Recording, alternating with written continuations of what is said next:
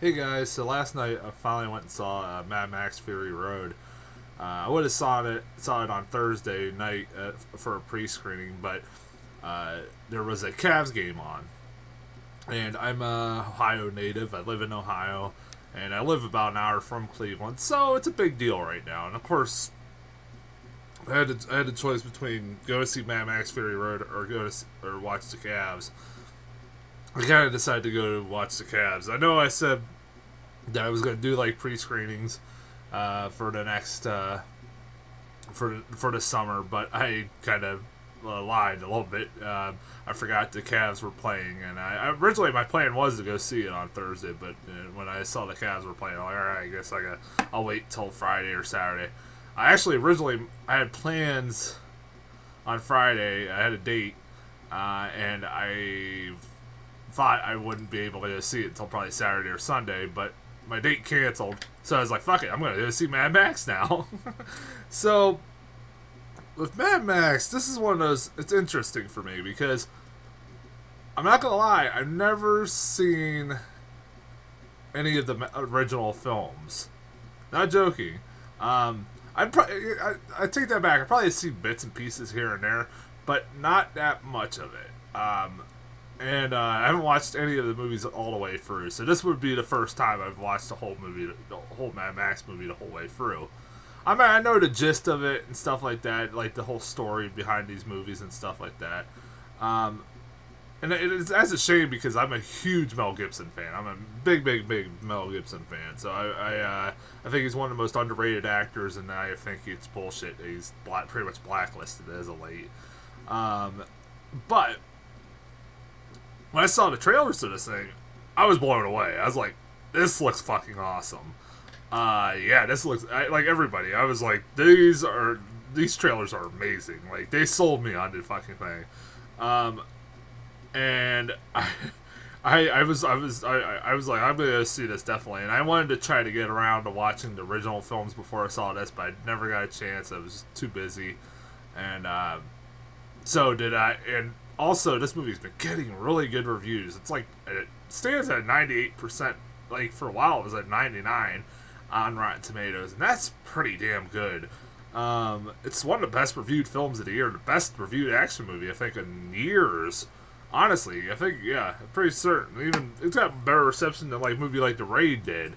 Um, so what did I think of it? I liked it. I did. I liked it. I wouldn't.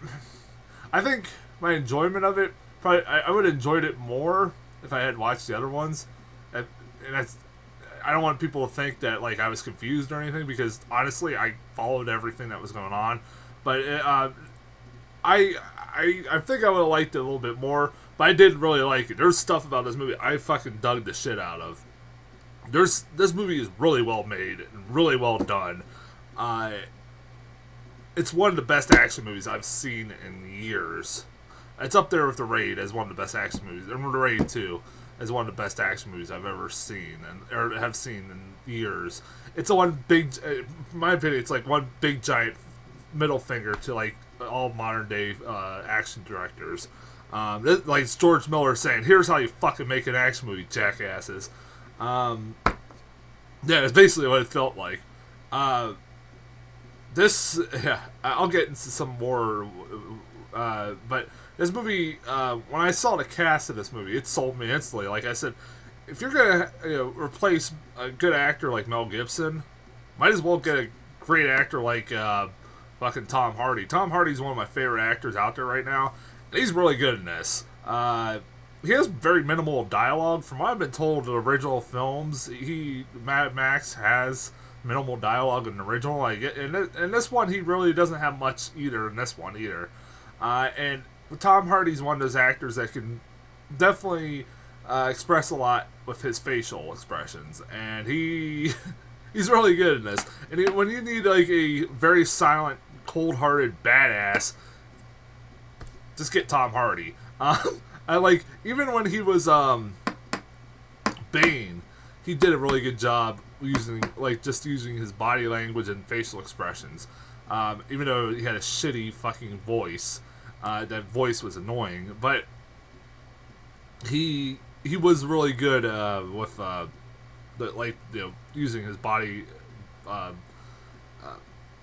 his body language and his facial expressions in that movie. In this one, he kind of does the same thing. Like it's more him not talking as much, but like I said, using his facial expressions and body language and shit like that. He's really good in this movie. He's badass. Tom Hardy's like one of those actors I fucking watch any day of the week. I'm so glad. My introduction to him was like everybody, Inception, and ever since I've been a fan of his.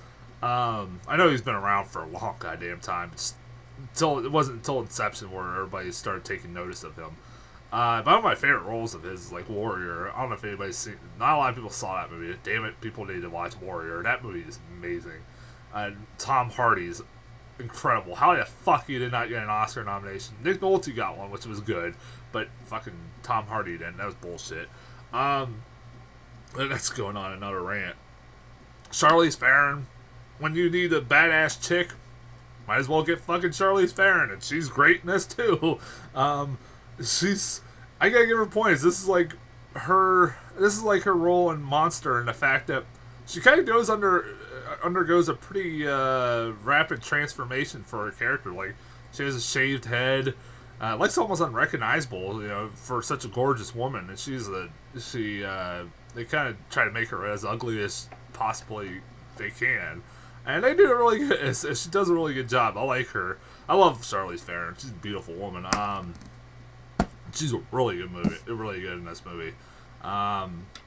We also got what's that kid's name? God damn it! Now I gotta look it up. Why is his name escaping me? Hey, hold on a second. Just talk amongst yourselves. What's his name? Damn it, Nick Holt. Yeah, it's Nick Holt. Yeah, that's right. That kid that's been in like Warm Blood or Warm Bodies and stuff like that. That's been around. Every time I see him in a movie, I'm impressed by him. And he's good in this too. Zoe Kravitz, is that Lenny Kravitz? No, I'll go on. But anyways, I'm just looking at this real quick. Sorry, in a second. Just holy shit, yeah. Anyways, but Nick Holt is basically one of basically a henchman of the gang leader or whatever the fuck you want to call it in this world. He has like a kind of his own story arc in this movie, and he's pretty good in this. So he's pretty entertaining in it. He gives the most famous line in the movie. I think that's been quoted so much. What a lovely day! Like everybody, I mean, that's pretty much been quoted so much in the last couple of weeks. It's on the poster, for fuck's sake. I just saw what the fuck. Lenny Kravitz's daughter's in this movie. I didn't know Lenny Kravitz had a daughter. All right, that's cool.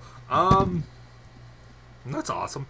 There's a lot of like different characters in this movie. Like if this is my introduction, like I said, to the Mad Max world, and like I remember from bits and pieces of Mad Max movies that they really have a lot of unique characters, and this movie is no fucking different. One of my favorites.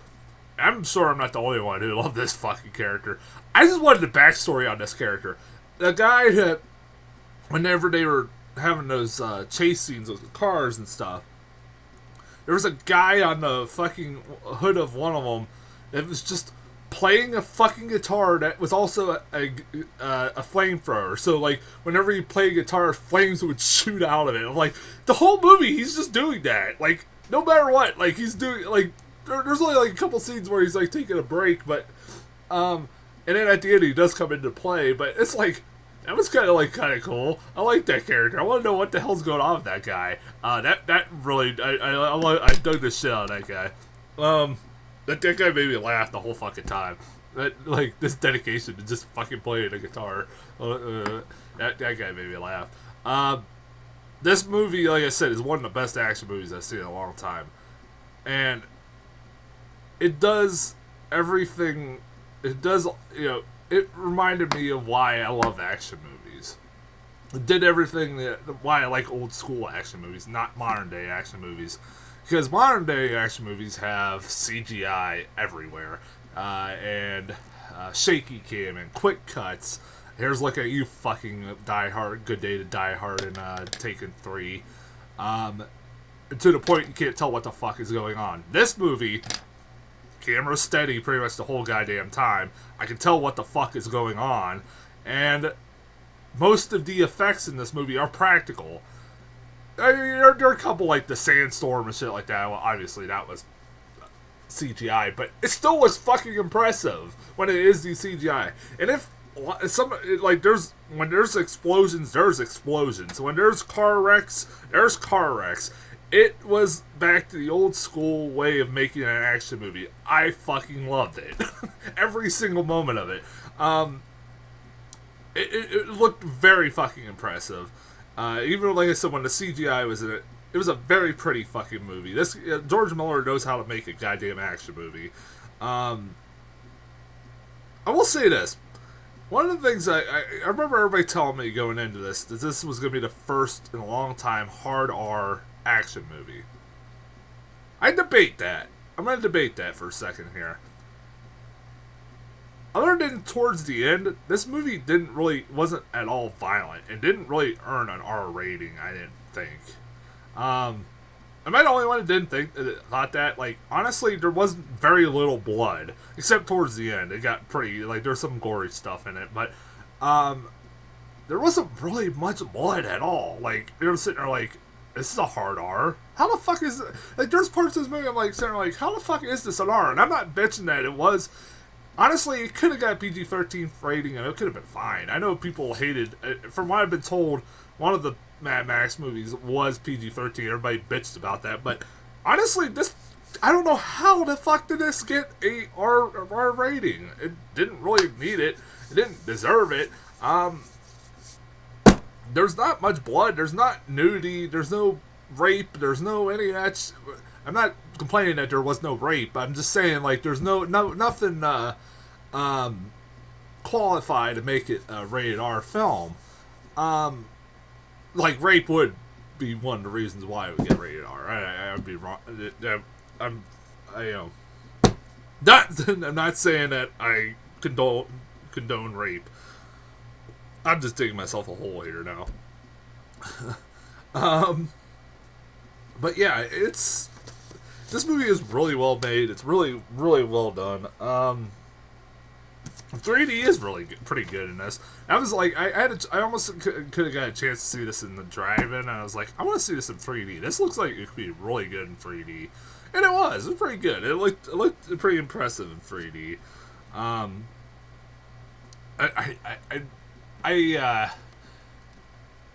It was kind of funny.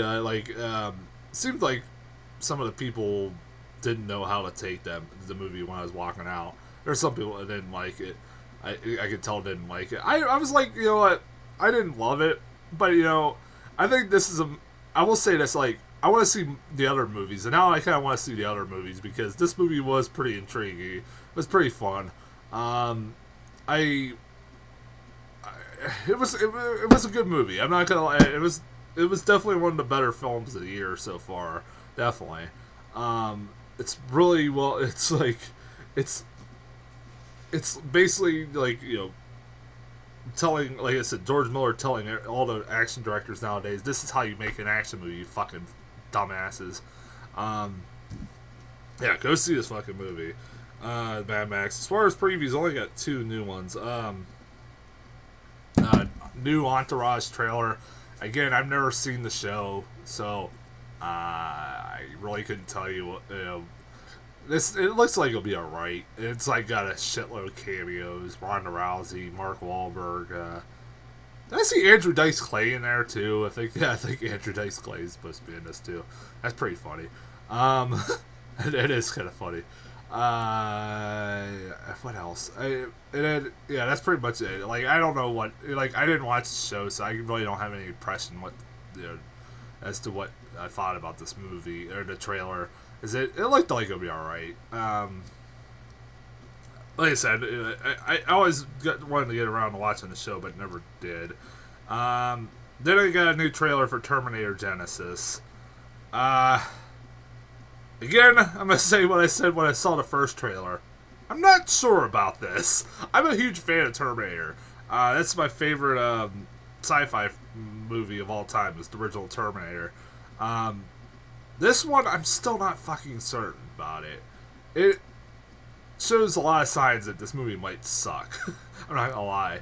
Um, and what the fuck? So, what is going on in this movie, by the way? Like, I cannot figure out what the fuck. I'm intrigued to, like, to see what is really going on in this movie.